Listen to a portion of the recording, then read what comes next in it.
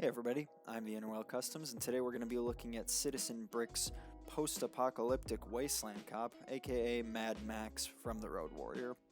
I've also got a custom build of Max's car, the V8 Interceptor, but before I show you either of those, make sure you guys like and subscribe if you like the video, so I can keep kicking out more of these videos for you guys. So without further ado, let's move the car aside and take a look at the figure.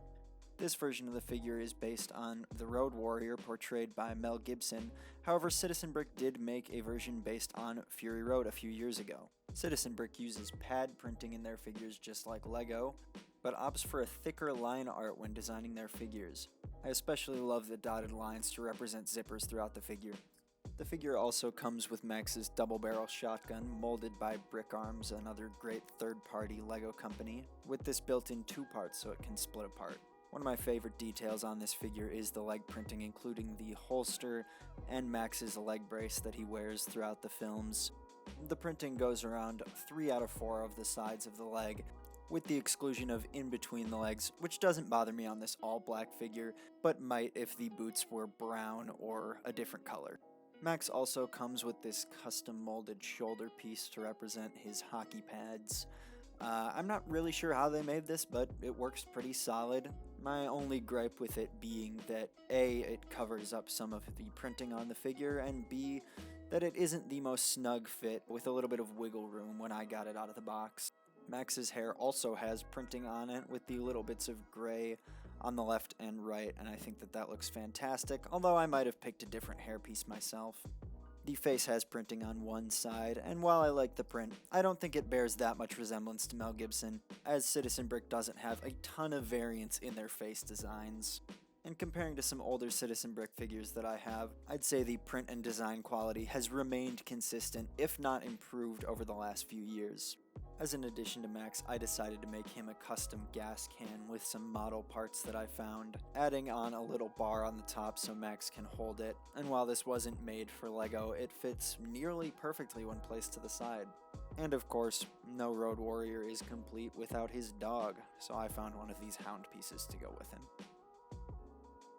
Moving on from Max and onto his car, I've found a recent love in building Lego cars, especially ones from movies that I love like Mad Max. This version of the car is primarily based off of the Road Warrior with its mostly black coloring, but I've also used a lot of brown in this to simulate rust and dirt that might build up over time. Taking a look at the side of the car, the doors do actually swing open, which was achieved by a couple of clips built into the car and then a bar piece on the door itself. I've also added on the side view mirrors and a little tile to represent a door handle. Towards the bottom we have the exhaust of the car, 3 on each side. I think it's 4 on the actual car, but I was able to fit 3 really nicely, so that's how many I went with. At the front of the car I used one of these big engine pieces and then placed this little assembly on a jumper with a few pieces connected together to keep the whole thing in the middle and the anti-stud facing out. Up at the front of the car, I've used these great pieces on top of yellow plates to give the slotted appearance of Max's headlights, and I've used a couple of levers to create the windshield wipers at the front. The back uses a similar technique with these great pieces, but on top of red and black this time, and the bumper is built with a studs not on top technique so that I can get the whole thing nice and smooth. Moving on to the top of the car, I've used another hinge piece to create the little wing on the top of his car, and this whole assembly lifts off pretty easily, as well as the windshield.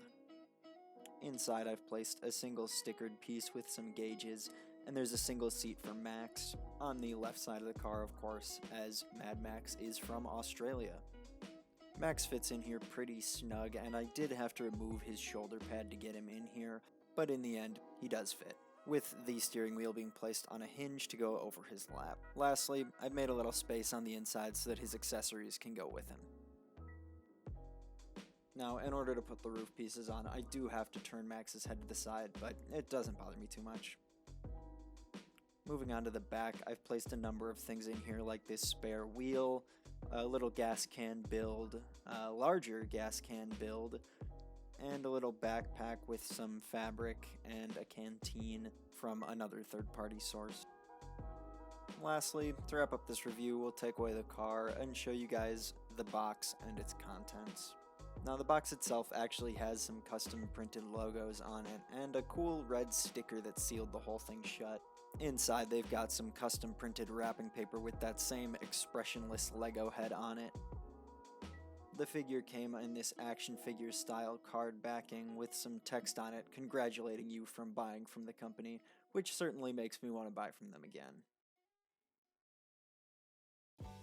I want to thank you guys for checking out this video. Let me know if you want to see more review style content like this, as I had a lot of fun doing it, and I was really happy to throw in my own build to separate it from any other reviews that might exist out there.